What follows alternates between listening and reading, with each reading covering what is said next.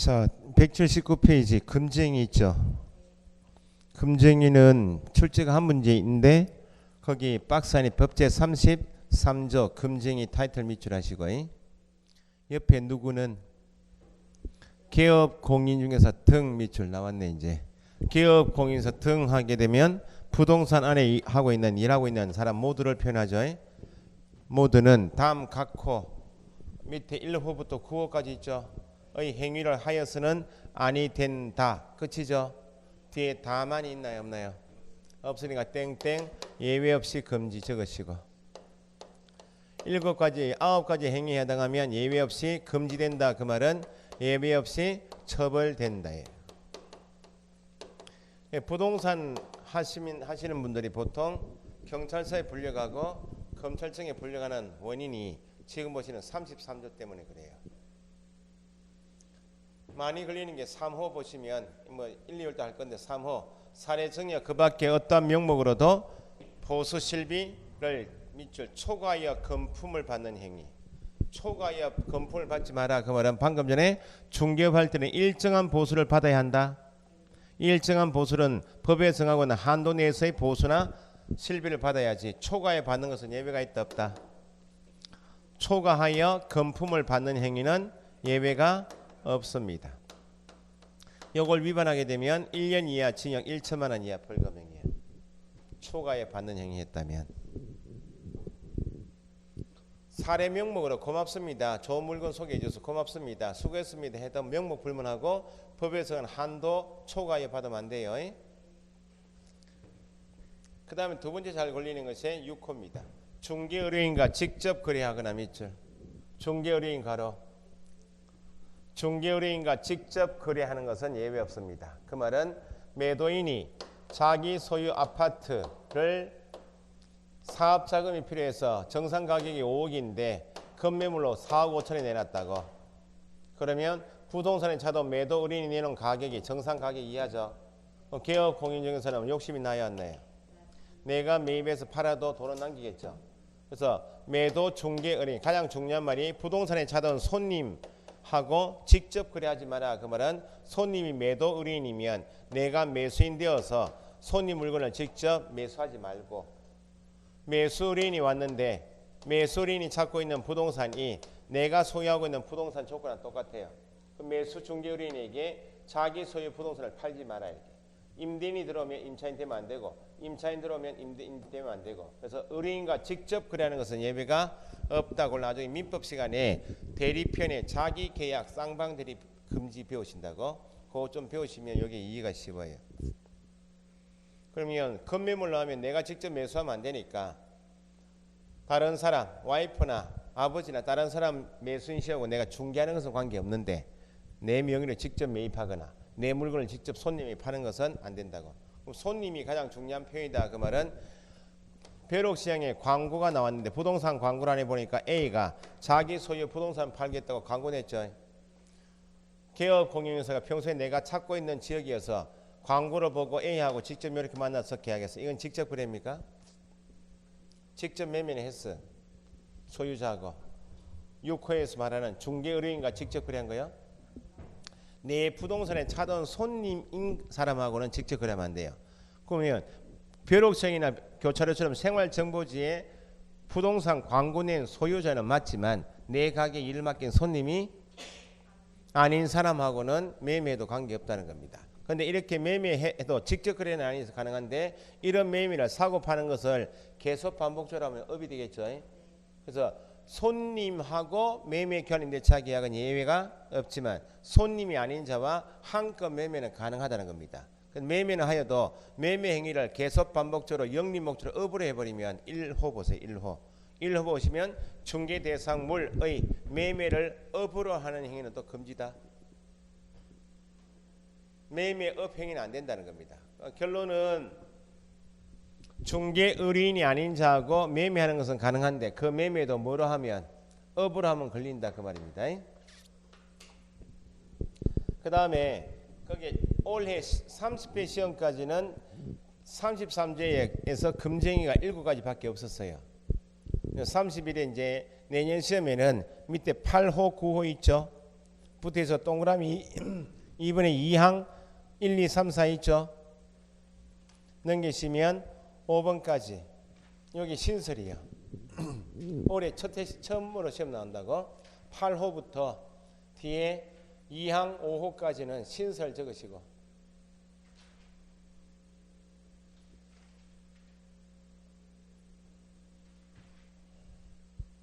그래서 8호 부당하게 이익을 얻거나 제3자에게 부당한 이익을 얻게 할 목적으로 거짓으로 거래가 완료된 것처럼 꾸미는 등 중개 대상물의 시세에 부당한 영향을 주거나 줄 우려가 있는 행위는 금지하겠다. 신설. 단체를 구성하여 특정 대상물에 대하여 중개를 제한하거나 회원 비회원 들어보셨어요? 지역별로 사업자 단체 침묵해 있죠. 특정한 대상물의 중개를 제한한다. 또는 단체 구성원 이외에 비회원하고 공동 중개를 제한하는 것. 이 항도 누구든지 시세에 부당한 영향을 줄 목적으로 다음 각호의 어느 하나의 방법으로 개업 공영사 등의 업무를 방해하지 말아요. 시세에 영향을 줄 목적으로 개업 공영사 등에 대해서 등의 업무를 방해하지 말아요. LCT 같은 데 가면 부산 같은데 60평, 70평대가 아파트 매매가가 20억이야. 20억인데 서울 자본이 내려와서 싹 매물 걷어들여 가지고 부동산 내놓을 때 피 5억 붙여라. 5억 미터를 팔지 마라 이렇게 내놓고 가요. 그 아파트 가격은 얼마 돼 버립니까? 25억 돼 버려. 25억. 그런 행위를 금지하겠다 그 말입니다. 자, 그 정도 하시고 7금지는 나중에 예외 없이 금지하는 것이고 요 위반하게 되면 예외 없이 처벌된다 그랬죠. 이건 공법도 나오고 등기법도 나오고 민법도 나와야 되니까 1, 2월달 설명드리고 제재를 한번 보시면 뒤에 넘겨보세요. 190페이지가 양가로 8번, 9번이 신설조항이다 그랬죠. 그 다음에 191페이지 맨 위에 시세 교란 목적으로 개업 공인중개사 업무를 방해하지 마라. 그것도 신설이고. 그 다음에 부동산 맨 밑에 부동산 거래일석 교란 행위 신고센터 운영하게 되었다 해서 넘겨보시면 형벌이 193페이지 행정 형벌이 있죠. 그래서 다 1년 이하 징역 1천만 원 이하 벌금형 대상이거나 아니면 3년 이하 징역 3천만 원 이하 벌금형 대상입니다. 이번에 추가된 것이 밑에 3년 이하 징역 3천만 원에서 네 번째 리얼미엄 비업 있죠. 거기에 신설된 겁니다. 시험이 나오면 밑에 예제처럼 금증에 해당하는 것 9가지 금증이인가 아니면 시세에 영향을 줄 목적으로 개업 공인중개사의 업무를 방해한 행위인가 아닌가 법조문대로 묻는 것이 보통이기 때문에 그 나중에 1, 2월 달에 기본 강의 나가면서 다시 설명드리고요. 그 정도 하죠. 넘겨보시면 교재가 199페이지 기출지문 스피드 체크 있죠. 199페이지 했어요? 뭐 해도 뭐 요 지문은 1, 2, 3, 4월까지 가시면 요 내용은 몇 번, 두 번, 세 번 반복될 겁니다. 3, 4월 되면 제가 기출문 요 안에 있는 내용이 좀 이해되시면 올해 30회 문제를 한 5문제씩 복사해 가지고 드릴 거예요. 진도별로. 그렇게 해서 문제 푸시면 되고 5, 6월 되면 이제 기출 문제 풀이할 때 그때 다시 조금 보통해 보시고 어쨌든 6월까지는 기출 문제는 잡고 하셔야 돼. 기출 문제를 조금 변형해서 개정법하고 최근 판례를 넣어서 만드는 게 모의고사이기 때문에 기출 문제를 정확하게 분수하는 연습을 하셔야 돼. 자, 넘겨보시면 이제 본 진도가 이겁니다. 중개업에서 마지막 단계 일정한 보수를 바꾸라고 했죠. 중개보수 실비까지가 중개 업무예요. 항상 공인중개사법에서 개업공인중개사가 하는 중개업의 범위는 중개계약부터 확인 설명하고 마무리 작업에서 세 가지 하고 그 대가로 보수받는 게 중개 업무예요. 그 민법은 계약 체결 후의 업무를 배우시겠죠. 민법에서 계약 체결되면 계약금 계약합니다. 중도금 지급합니다. 잔금 지급합니다. 등기 넘겨받습니다. 이행 행위를 비워주는 것은 민법이고 우리는 계약 체결하고 체결시켜주고 마무리 작업 세 가지 한 여기까지가 중개무예요. 계약 체결 후는 이행 행위지 중개행위가 아닌데 그것도 구분할 줄 아셔야 되고. 그러면 제가 설명을 좀 드리고 교재를 다시 짚어드릴게요.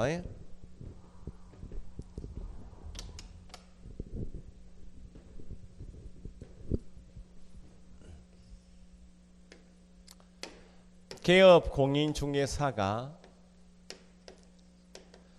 공인중개사 법 안에서 청구하여 받을 수 있는 보수는 두 가지가 있어요.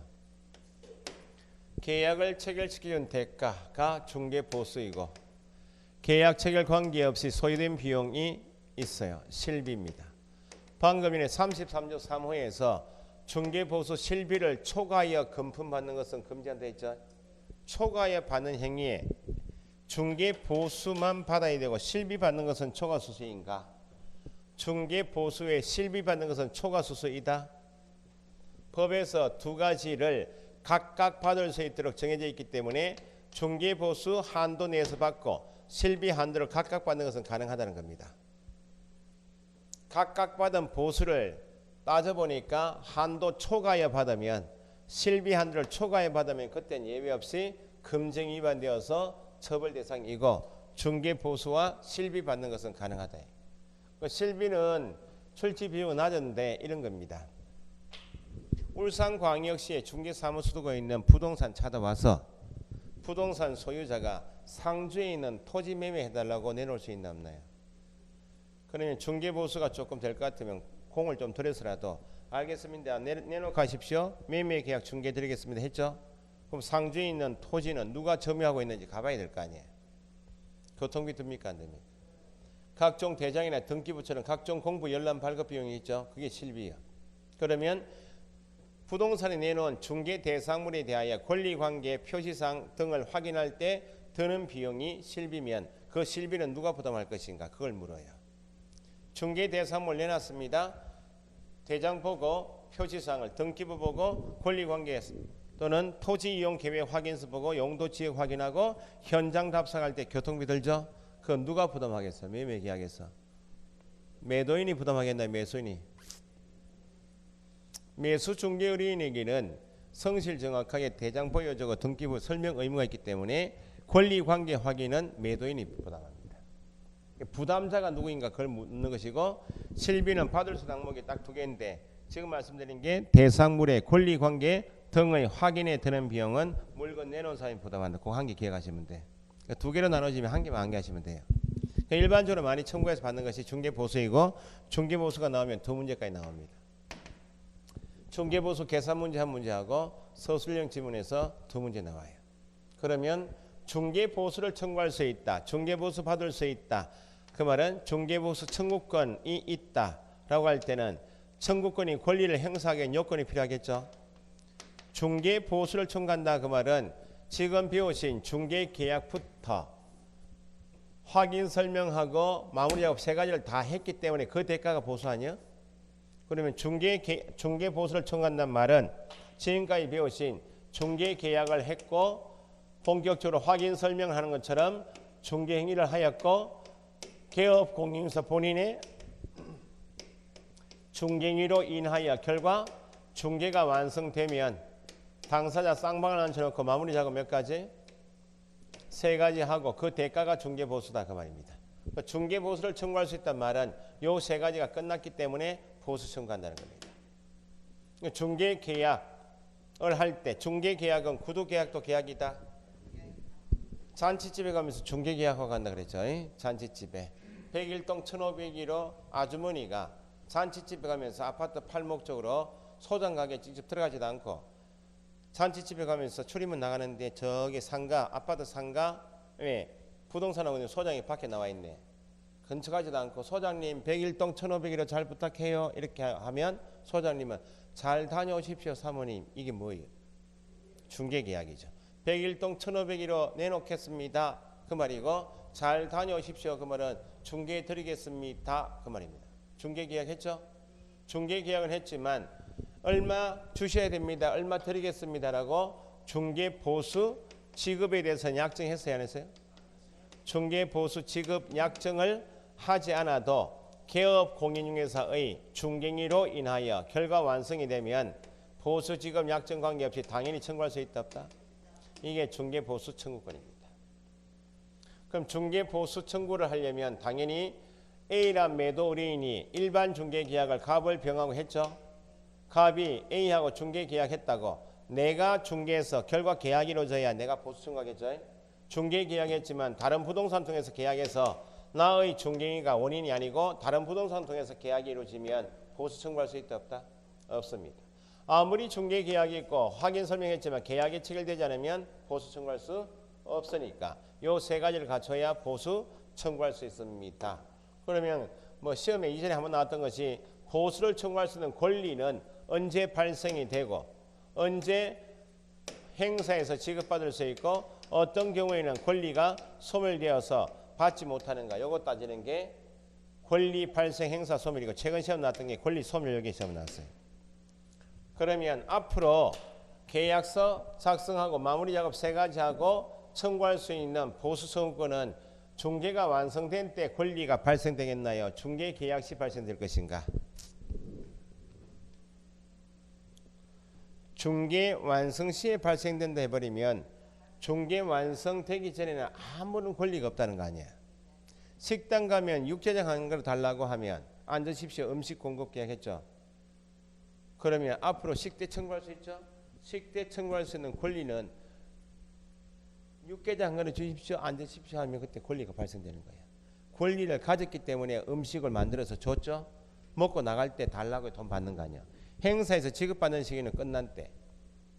그럼 똑같이 공인중개사법에서 개업 공인중개사가 행사할 수 있는 보수 청구권도 완성이 된 때 발생되는 게 아니고 중개계약이 체결되면 권리는 발생 가지고 취득하고 있다가 일을 하고 있는 중에는 달라고 못하죠.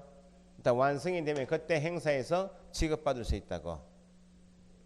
중개보수 지급 시기는 이전에 법안에 없었어요. 법안에 없을 때 어떤 문제가 있었는가? 이미 개업 공인중개사가 확인 설명해서 당사자 간 마무리업 세 가지 다 했다면 법적으로 할 일을 다 했죠. 계약금, 정도금, 잔금 지급하고 이건 중개 업무입니까 아닙니까? 아닌데 법에서 규정이 없이 이전에 관행적으로 잔금을 지급할 때 그때 받아내더라 그 말입니다. 잔금 지급할 때 받아내니까 계약 체결 후에 개업 공인중개사 법에서 할 일은 다 해줬는데 둘이 합의해 줄 수도 있잖아요. 깨버릴 수 있잖아요. 합의해가지고. 매수인이 중도금을 넣지 않아서 잔금을 넣지 않아서 채무 불이행으로 계약이 깨질 수 있죠. 그럼 그 내 책임이요 내 책임이 아니에요. 나는 내가 할 일을 다 해서 보수를 청구해서 받아내야 되는데 법 규정 없이 잔금 지급할 때 관행적으로 받다 보니까 둘이 합의 해제이거나 채무 불이행을 이유로 해제가 되니까 못 받는 경우도 있다는 겁니다. 그러니까 싸우고 난리죠. 그래서 중개보수 지급 약정은 지급은 당사자가 약정을 했으면 약정한 시기에 받을 수 있고 약정을 하지 못했다면 종래 관행적으로 됐던 것은 거래대금 지급이 대금 지급이 완료된 날이다. 그 말은 이전처럼 잔금 칠 때 받아내라. 그럼 요걸 이야기할 줄 아셔야지. 손님이 부동산 와서 잘 부탁합니다. 소장님. 알겠습니다. 내놓고 가십시오. 중개계약하죠. 그때 분위기는 괜찮잖아요. 요때 이야기해야지. 중개보수는 제가 중개를 잘해서 계약서 드릴 때 중개보수 주셔야 됩니다. 라고 이야기해요. 그러면 뭐라고 이야기해요? 예 알겠습니다. 소장님 가겠죠. 손님 나가기 전에 물건 대장이 있나요 없나요? 대장에 물건 내놨죠 지금 몇 동 이렇게 해가지고 여기에 중개보수는 계약서 교부수 지급하기로 한다. 손님을 딱 적어 넣으면 계약서 쓸 때 보수 달라고 하면 된다고. 그럼 이 말을 못했다. 그럼 언제 잔금 칠 때 받아내라는 겁니다.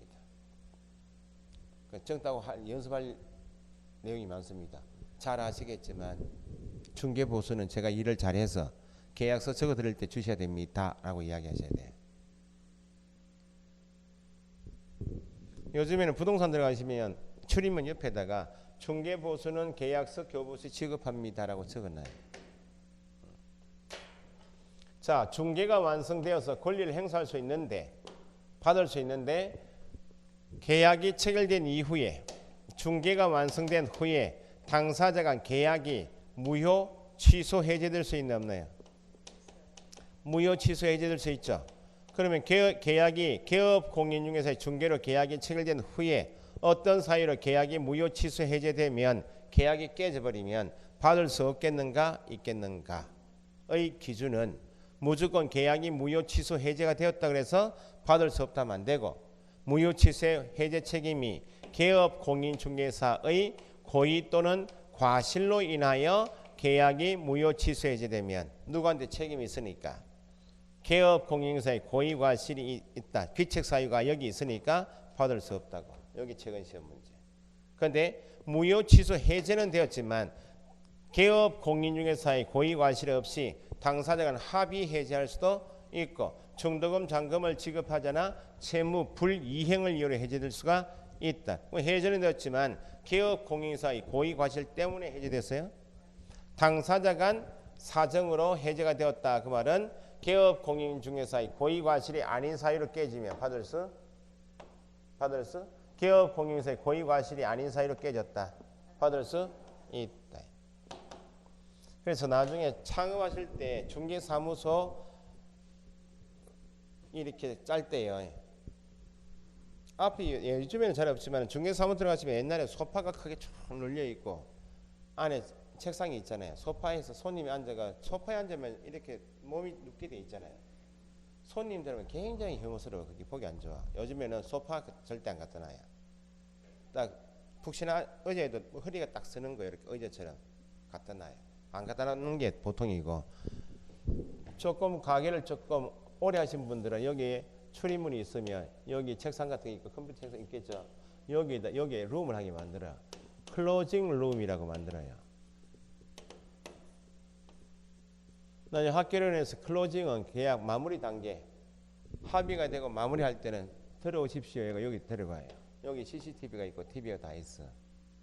음성 녹화도 뜨고 혹시 계약이 중간에 깨져가지고 숨어버릴 수 있잖아요. 그럼 내가 소송 걸어서라도 중개보수 반환 청구 소송 걸어서라도 받아내야지.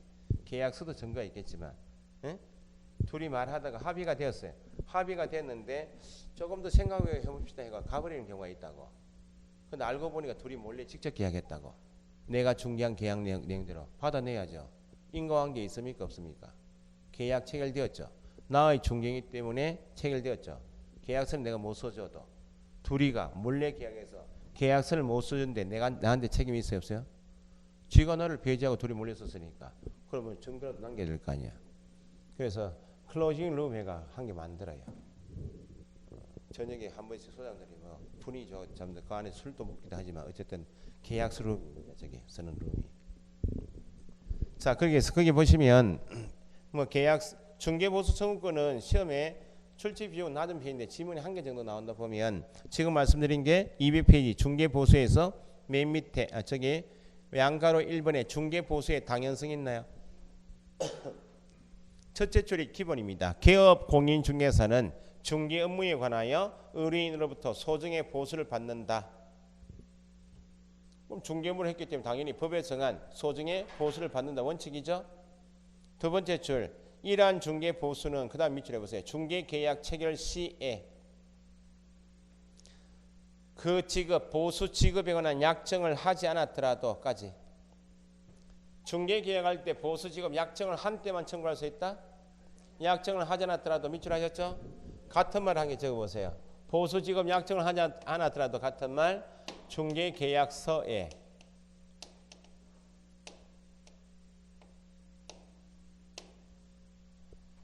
얼마 지급하기로 한다. 줄이면 유상임을 명시해야 받을 수 있다. 중개계약서에 유상임을 명시하지 않았더라도 보수 지급에 관한 약정을 하지 않았더라도 중개계약서에 유상임을 명시하지 않았더라도 중개인으로 인해서 완성만 되면 소위 인과관계에 있으면 당연히 청구할 수 있다 없다? 있다.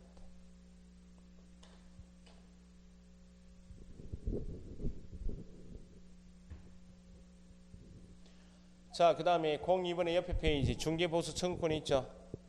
법제 32조 중개보수 등에서 일항 개업 공인중개사는 중개 업무에 관하여 의뢰인으로부터 소정의 보수를 받는다. 앞에서 봤죠? 뒤에 다만 동그라미 예외로 그 말이죠. 예외로 그 다음 밑줄 개업 공인중개사의 고의 또는 과실로 인하여까지. 개업 공인중개사의 고의 또는 과실로 인하여 뒤에 의뢰인 간 거래 행위가 무효 취소 해제되었다. 누구 때문에? 개업 공인중개사의 고의 과실로 인하여 무효 취소 해제됐기 때문에 받을 수 없다. 그러하지 아니하다. 둘째 줄에 보수를 받는다 원칙. 다만 그러하지 않다. 받을 수 없다. 그래서 양가로 1번의 밑에 중개 보수 청구권의 발생 동그라미 땡땡 언제? 중개 계약 체결 시 적어보시고 2번 중개 보수 청구권 행사했죠? 행사 땡땡 중개 완성 시 중개 보수 청구권 행사 동그라미 하시고 뒤에 땡땡 하시고 중개 완성 시 발생은 위에 1번에 중개 계약 체결 시. 그러면 행사하려면 구체적으로 5번째 줄 개업 공인중개사의 중개 행위와 거래 계약 간에는 어떤 관계 있을 것? 인관계 있어야 청구권 행사할 수 있다. 넘기시고 3번에 중개보수 청구권의 소멸 밑줄.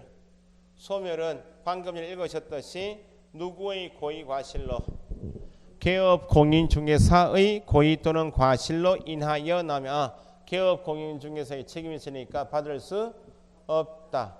반대로 보시면 7번째 줄 그러나 밑줄. 그러나 거래 계약이 체결된 후 개업 공인중개사의 고의 또는 과실이 아닌 밑줄. 개업 공인중개사의 고의 과실이 아닌 같은 말 거래 당사자 간 사정. 개업 공인중개사의 고의 과실이 없이 당사자 간 사정 밑에다가 합의 해제 한 개 적어보시고 합의 해제가 되었다. 개업 공인중개사에게 책임이 있어요 없어요? 없으니까 받을 수 있다 없다? 있다.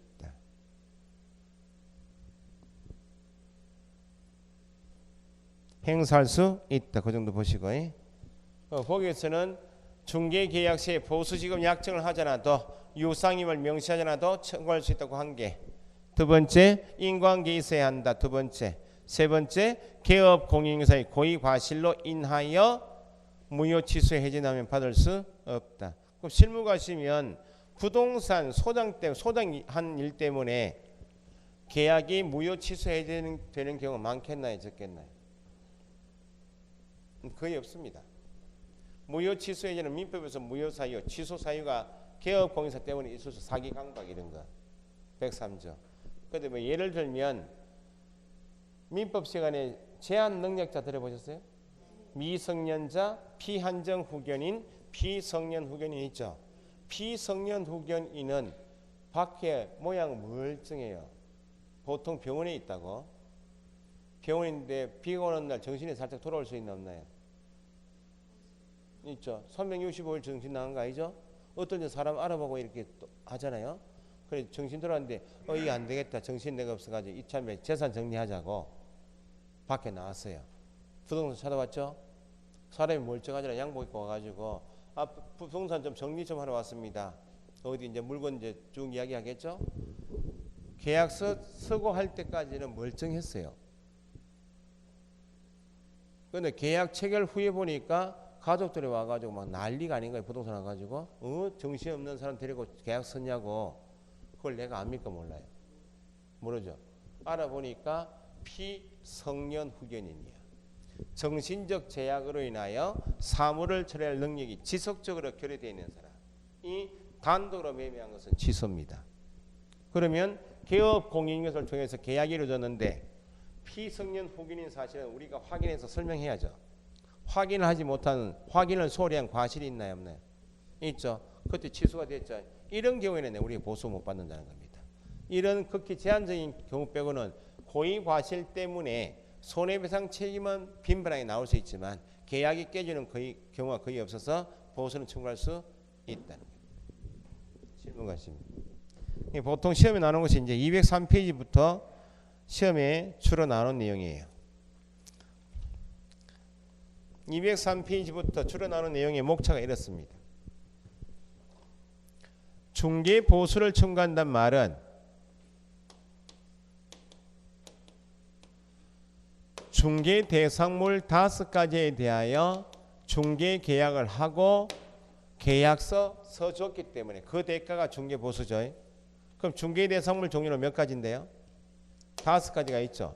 토지, 건물, 임목, 공장, 재단, 광업, 재단 5가지에 대한 각종 계약이 체결되고 마무리 작업을 3가지 했기 때문에 그 대가가 중개 보수이면 공인중개사법에서 중개 대상물 5가지에 대한 보수는 중개 대상물마다 각각 다 규정을 두고 있는가? 그게 아니고 크게 5가지 물건을 주택하고 주택 외로 2가지로 나눠서 정하고 있어요. 그 밑에 보시면 박스 밑에 중개 보수 한도 있죠. 1번에 주택 밑줄. 주택에 대한 중개 보수 한도에서 기억 있나요? 기억에 주택, 괄호 부속 토지 포함까지 밑줄하시고 밑에 하단에 동그라미 2번 주택 외 밑줄. 밑에요. 주택 외. 주택 외 안에 니은 있죠. 오피스텔이 있나요? 밑줄하시고 그 다음 넘기시면 204페이지 3번에 적용해서 기억 있나요? 체크하시고 디귿 체크하시고 디귿 맨 밑에 3번에 적용해서 기억하고 디귿 밑에 표 제목이 뭐인가? 주택 동그라미 표 위에 주택의 중개보수 한도 있죠? 괄호에 서울특별시 조례 있죠? 조례 동그라미 거래 내용의 매매 교환에서 옆에 거래 금액이 5천 미만, 2억 미만, 6억 미만, 9억 미만, 9억 이상 돼 있죠. 금액별 요율 보니까 0.6, 0.5, 0.4, 0.5, 0.9 돼 있죠. 한도액이 25만 원, 80만 원 있죠. 소위 요율 한도액표라고 이야기합니다. 그 다음에 옆에 페이지 205페이지 하단에 중개보수 계산 있죠. 넘기시면 동그라미 맨 위에 3번 있죠. 206페이지 체크하시고 밑에 하단에 양가로 3번에 임대차 있죠. 그 다음 옆에 페이지 중개보수 지급 시기 있죠. 양가로 1번 있죠. 그럼 방금 설명드렸기 때문에 양가로 1번 보시면 중개보수 지급 시기는 뒤에 개업 공인중개사와 중개의뢰인 간 약정에 따르되 약정할 수 있다고 그랬죠. 시험은 뒤에가 나옵니다. 약정이 없으면 언제? 거래 대금 지급이 완료된 날로 한다. 지급이 완료된 날. 실무로 이야기하면 잔금 칠 때 그 말입니다. 자, 설명을 좀 드리고 다시 교재 봅시다.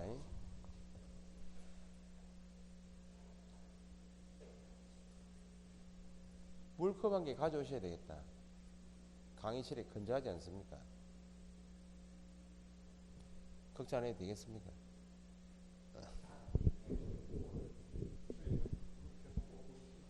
물을 따뜻한 물을 받으셔가지고 옆에 가습기처럼 뚜껑 열어놓으면 훨씬 낫습니다.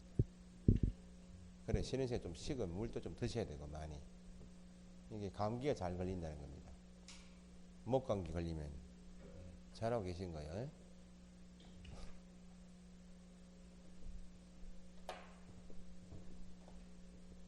요즘에는 뭐 경기가 안 좋으니까 연말 분위기도 없죠. 시내 가면 몰라 뭐 반짝반짝 좀 뭐 할까 몰라. 교회 거기는 뭐 추리 달아가 할지 몰라도 조용합니다. 울산 경기도 좀 나아진다 그러죠. 그렇습니까? 중공업 쪽에.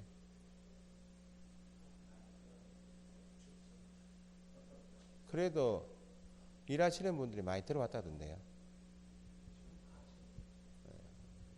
그 오토바이 타고 그리 많이 다닌다면서요. 중공업은. 오토바이가 대수가 거의 없었는데 꽉 찼답니다. 오토바이 부대.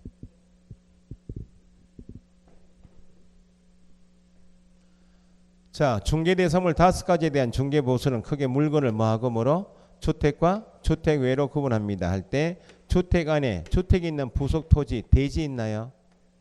대지까지는 토지는 토지인데 부속 토지는 어디에 포함? 주택에 포함. 요거 빼고 나머지는 다 어디? 주택 외에. 맨 땅에 나대지인 토지, 상가 건물, 공장 건물도 있겠죠? 수목의 집단 중에서 보존 등기한 수목 집단, 임목, 그 다음에 기업가가 기업 자금을 대출받기 위해서 공장에 속하는 여러 물건을 묶어서 보존 등기한 공장 재단, 광업 재단이 있죠. 요건 주택 외. 여기 한 개 지문이요. 중개 대상물 중개에 대한 보수는 뭐하고 뭐로 구분한다. 주택과 주택 외로 구분하여 정하고 있다. 한 개 지문.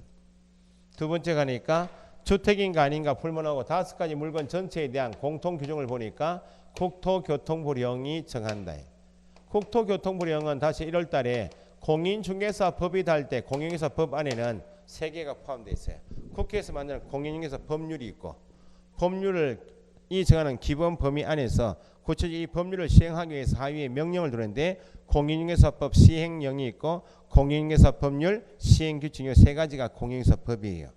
시행령은 대통령 명의로 공포된다 그래서 시행령을 나중에 대통령령이라 표현하고 시행규칙은 법 제정의 내용에 따라 시행규칙은 소관부서가 다릅니다. 만약에 노인복지법을 만들고 싶다.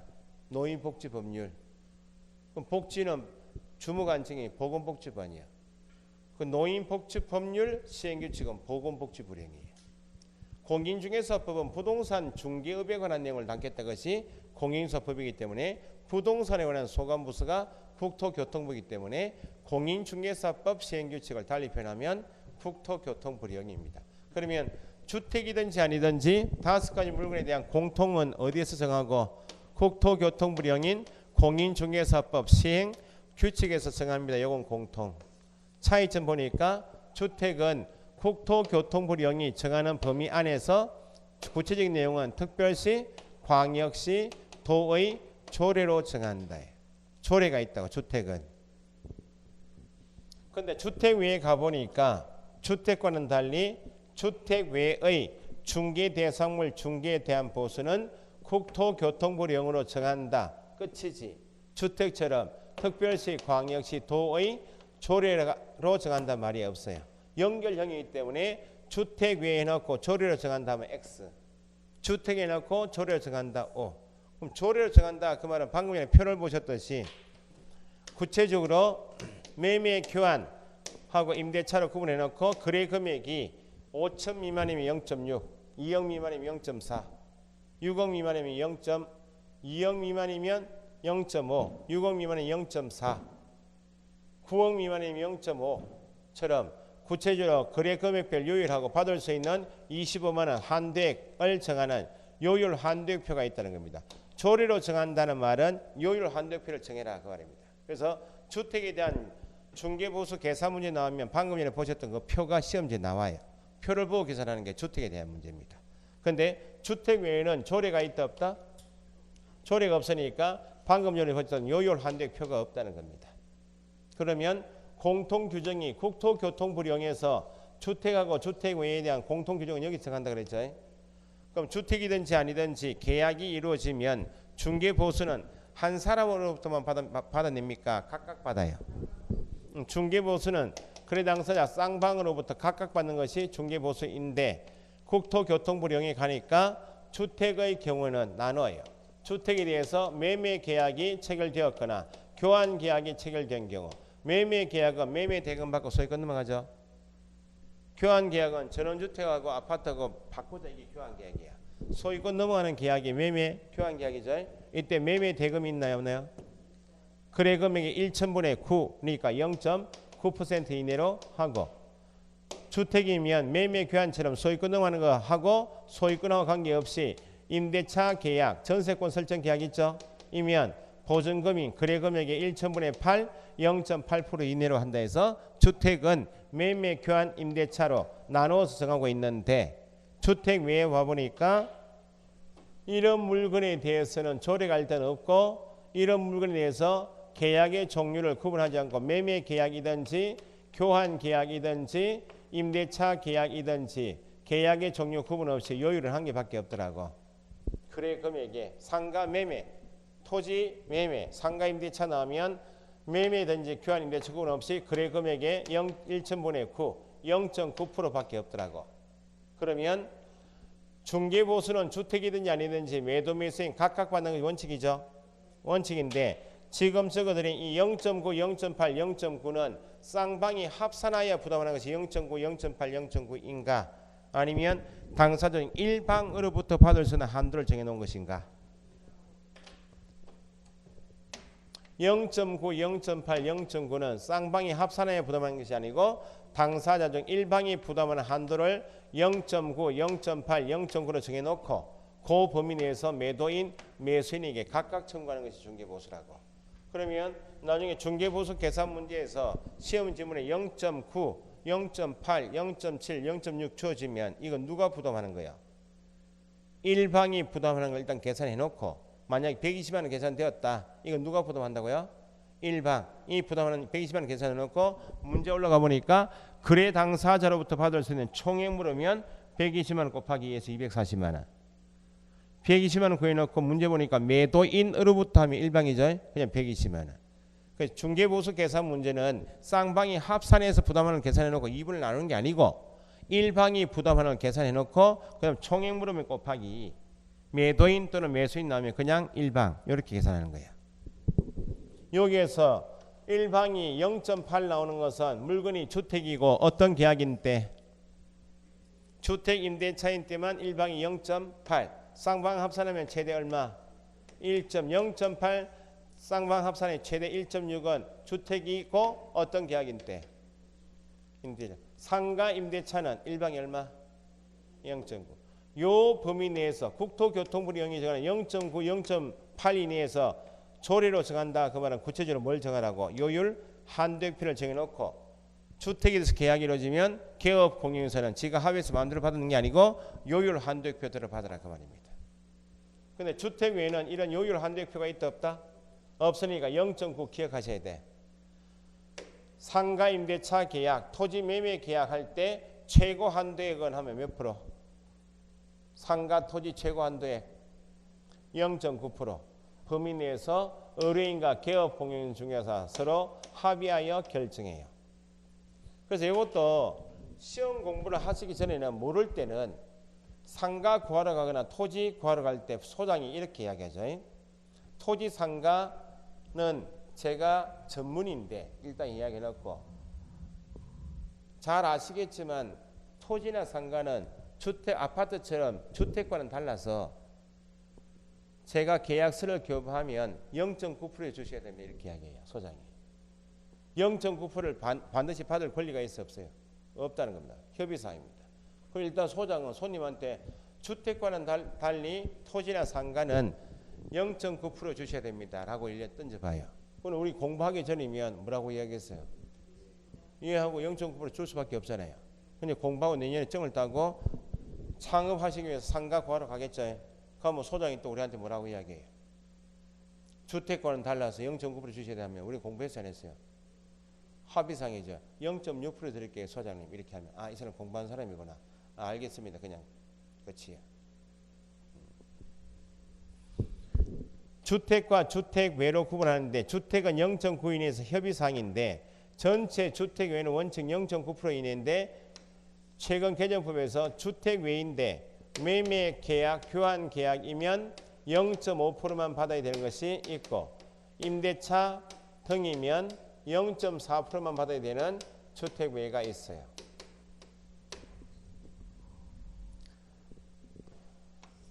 오피스텔인데 주거용 오피스텔입니다. 이전에는 요 규정이 들어오기 전에는 오피스텔은 건축물 대장에는 업무시설이라 되어 있어요. 실제 임대차 계약한 오피스텔이 주거용인데 이전에 요 규정이 있기 전에는 소장들이 보수를 많이 받아 모으려고 중개 계약서 쓸 때 이렇게 이야기해요. 지금 현재 오피스텔이고 실제 용도는 주거용인데 저희는 건축물 대장 용도대로 받습니다. 라고 대장을 보여줘요. 대장에는 업무시설 되어 있겠죠. 0.9% 다 받아냈다는 거예요. 소비자 피해가 너무 크니까 주거용 오피스텔이다. 그 말은 상하수도 시설 들어와 있겠죠. 입식 부엌도 있고 목욕실, 화장실도 갖춰져 있는 전용 면적이 85제곱 이하인 주거용 오피스텔인 때는 85 이하가 가장 중요해. 전용이. 이때는 매매 교환 계약이면 몇 프로만? 0.5%만. 임대차 등이면 0.4만 받아야 돼요. 요만큼의 오피스텔 빼고 나머지 주택 외는 몇 프로라고요? 주택 외 0.9인에서 협의사항입니다. 여기 기본 조항이 4개예요. 중개 대상물, 중개에 대한 보수는 뭐하고 뭐로 구분하여? 주택과 주택 외로 구분하여 정하고 있다. 여기 한 개 지문. 주택과 주택 외로 구분하여 정하고 있다. 여기 한 개 지문. 두 번째, 주택의 경우 조례가 있다. 여기는 조례로 정한다면 안 되죠. 국토교통부를 영으로 정하는 1방로부터 해놓고 주택이면 매매 교환과 임대차로 구분하여 정하고 있는데 주택 외에는 구분한다면 안 되죠. 주택 외 중에서 주거용 오피스텔 전용 면적이 얼마요? 85 이하 나올 때는 매매 교환이면 1,000분의 5, 0.5, 임대차 등일 때 0.4 이렇게 해서 4개 지문이에요. 기본 지문이. 그럼 주택은 조례가 있다 없다? 있다는 거죠.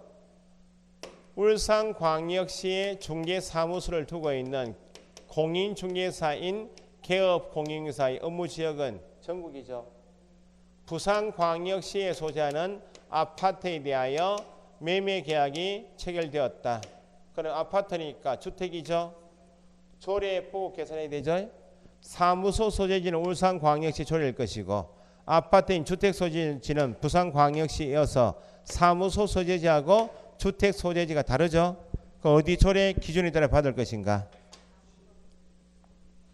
공인중개사법은 중개업을 비워치는 거고 중개업의 근거가 되는 것이 중개사무소이기 때문에 공인중개사법상 시군구 특별시 광역시 나눌 때는 모든 기준이 다 중개사무소 소재지요. 아파트는 부산에 있지만 부산광역시 조례가 아니고 울산광역시 조례에 따라 받아야 한다. 주택과 주택 외로 구분하여 정하고 있죠. 지금 택지개발지구내 갑이 150평 분양을 토지를 분양받았어요. 을이 150평 분양받았어요. 분양받아서 건물을 올렸는데 3층짜리 건물을 올렸어요.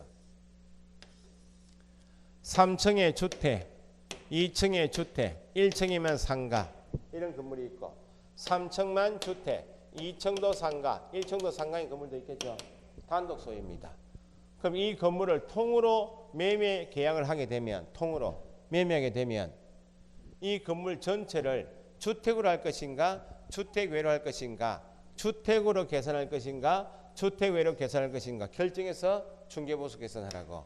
그 말은 단독 소유 건물이면 주택은 주택대로 상가는 상가 따로 계산하는 게 아니고 어쨌든 법에서 중개 대상을 5가지는 뭐하고 뭐로 구분해서 주택과 주택 외로 구분하여 정하고 있기 때문에 전체 건축물을 주택으로 하든지 주택 외로 결정해서 계산해야 되기 때문에 전체 건축물 대비 건축물 대장 보니까 주택의 면적이 2분의 1 이상인 경우하고 주택의 면적이 2분의 1 미만인 경우로 구분하라고. 이것처럼 주택 면적이 3분의 2니까 2분의 1 이상이죠. 그럼 전체 건물을 뭐로 하고 주택으로 해서 계산하시고 그 말이고 이것처럼 주택 면적이 3분의 1밖에 안 되면 전체를 주택 외로 계산하라 그 말입니다. 각각 구분하여 계산한다면 안 되는 거예요.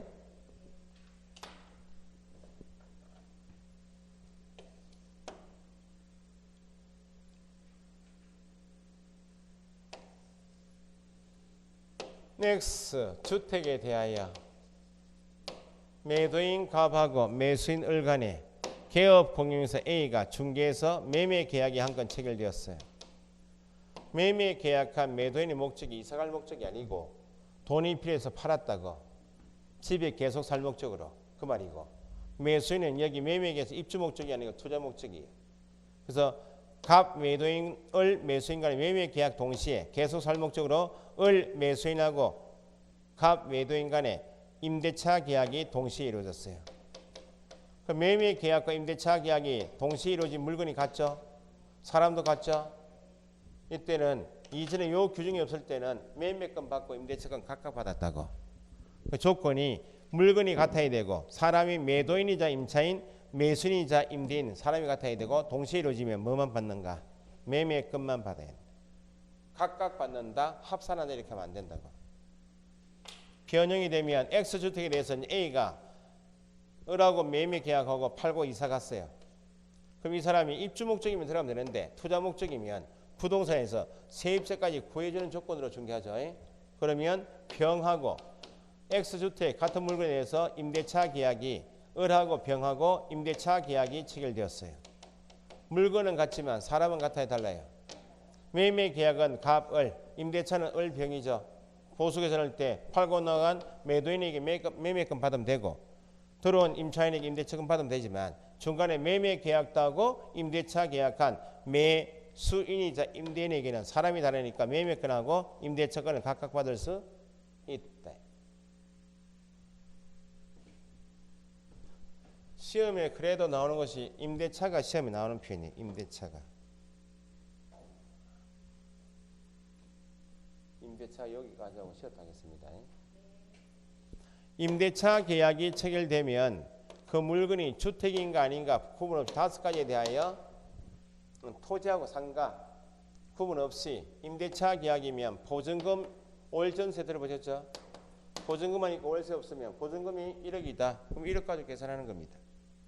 그런데 은행 이자가 싸니까 보증금은 낮추고 월세 받는 경우가 많죠? 월 단위 차임액, 월 차임이 있으면 보증금 환산하기 위해서 곱하기 100을 해요. 이게 중개보수 계산할 때 방식이에요. 주택이어도 상가여도 똑같습니다. 그러면 보증금이 1,000만 원이고 월세가 40이다. 그러면 월세 40 곱하기 100이죠. 총액이 얼마입니까? 5천만 원이죠. 5천만 원이면 5천만 원 가지고 계산하라고. 그런데 보증금 1,000만 원에 월세가 30이면 곱하기 100을 해봐야 합산이 얼마입니까? 월세가 30이면 곱하기 100을 해봐야 총액이 4천만 원밖에 안 되죠. 일단 보증금 외에 월 단위 차임이 있으면 월세 곱하기 100을 해서 100을 곱한 금액하고 보증금 합산한 금액이 5천 미만이 나왔죠. 지금 5천 미만이 나오면 5천 이상보다는 5천 미만이 약자니까 5천 미만인 4천만 원 가지고 계산하지 말고 월세 곱하기 70을 하라. 5천 미만인 때 약자 보호 취지에서 월세 곱하기 70이요.